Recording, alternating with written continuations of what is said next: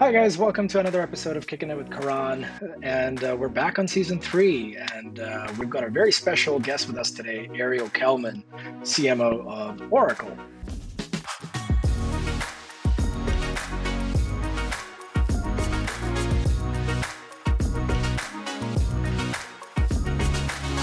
Hey Ariel, thanks for doing this. I know it's crazy times, but it's conversations like these that kind of keep the day going, right? So thanks for joining us. Thanks for having me. Why don't you give a couple of minutes to talk a little bit about yourself and obviously what you do and where you come from. Yeah, no problem. So I have been at Oracle now for a little over 5 months. I started in, I think, January 15th. So I had about 6 weeks in the old world. And Right in then the fire. things got a little interesting. But it's been a lot of fun. And so I came here to run marketing. And before Oracle, I was at AWS for about 8 years, and then Salesforce for 6 years before that. And then I did a startup around really a marketing SaaS application before that.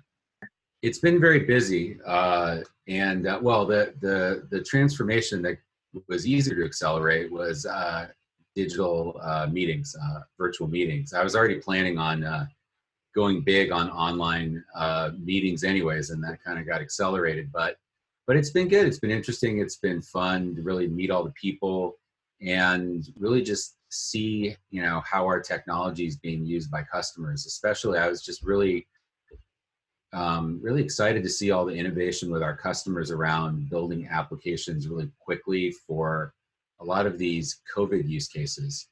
Taking like University of Bristol using our using OCI and supercomputing to look at drug discovery, and then the work that our Oracle teams did to build this therapeutic learning system that various government agencies have done. So it's always like I kind of feel like you learn the right way to do marketing in a company first by understanding how customers are using the products. Right. Because at the end of the day, like, the world we're living in is customers want authenticity and they want to understand how they can be successful, and can't do good marketing without having a foundation of customer success, so you can inspire them to have ideas on what they should be doing. And what's your sort of feeling being, right? Because Oracle, historically, the largest database company in the world, and now we're turning to be a cloud provider, essentially. And we started what, 4 or 5 years ago.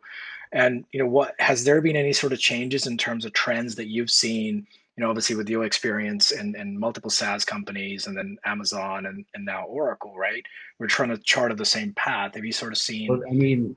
look, things have evolved over time. I mean, if you look at use of cloud infrastructure by enterprises, it's followed pretty much the same pattern that all disruptive technologies have gone through in the enterprise. If you go back to even to Windows NT, SQL Server being used in the enterprise, Linux, virtualization, and now cloud, enterprises start out being like, whoa, that sounds scary. I don't want to try it out. That's not for me. Then they start doing experiments, they get success, they Right. move on to mission critical apps that they could get fired if they don't work. It's not crazy that these guys are risk averse. And then once they prove enough success, they go all in. They go, we're going to standardize on this. And this is a great time where you have the combination of so many of the world's enterprises have decided they want to move to cloud infrastructure as quickly as they can in a responsible and safe way. And then also at the same time, it's still so early. You have, you could debate, is it 6, 7, 8, 9, 10% of the Right. workloads have moved to the cloud? But it's still really early. And so you got companies in these different stages of, their cloud journey. And, I think we're in a great position to help companies with both a lot of their existing enterprise apps that they haven't moved yet, that, we've architected our platform in a number of ways to make that easier, especially for their apps that run on local databases. And then, also for, new applications, and seeing, I've really been inspired by what I've seen from a lot of our customers in the world of HPC, and really taking advantage of some of the unique hardware and networking that we provide with the OCI platform. That's been great to see as well.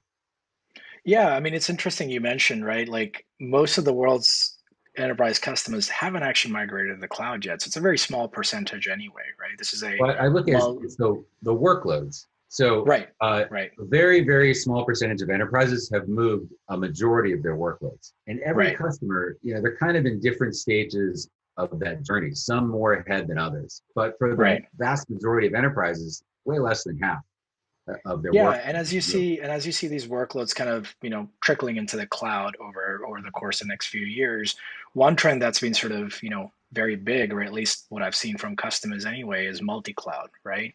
And that's part of the reason why we did a relationship with Microsoft. And where do you see that sort of headed in the future? Multi-cloud, Yeah. is that going to become a So norm? And yeah, I mean, what I've seen is that typically companies will start out experimenting with a bunch of different clouds. And then when they want to get serious, they'll go through a period of investing deeply in primarily one cloud. Because the people on their team getting up to speed and getting proficient, it takes a while to get some focus. But once that's happened and they've had their initial set of success, then they're looking long term and saying the obvious, that they don't want to be solely reliant on one vendor.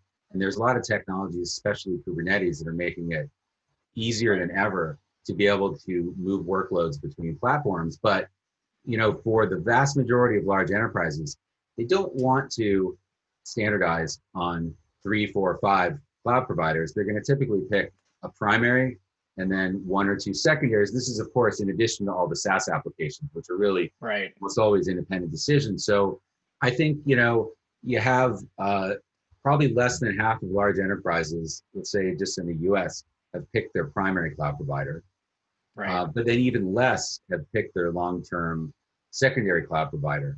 And then, so a lot of these customers are really looking for guidance and help on the best way to set up this multi-cloud architecture. And I think even going beyond that, they're looking at their own on-premises data centers as part of this, that they want to, I'd say having a hybrid cloud architecture that really does what they want is absolutely critical as well. And as part of right. that conversation, they want to be able to have the same services running in both places, and they want to be able to do this in an affordable fashion.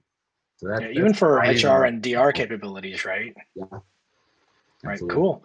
Cool. Well, I'm sure we can talk about a lot of different topics, but one thing I wanted to pick your brain on, because I'm an F1 fan, and I think you are too, right? So, what are you thinking of the recent driver change and then the reverse Yep, grid yep. Well, idea? look, What do you think of that?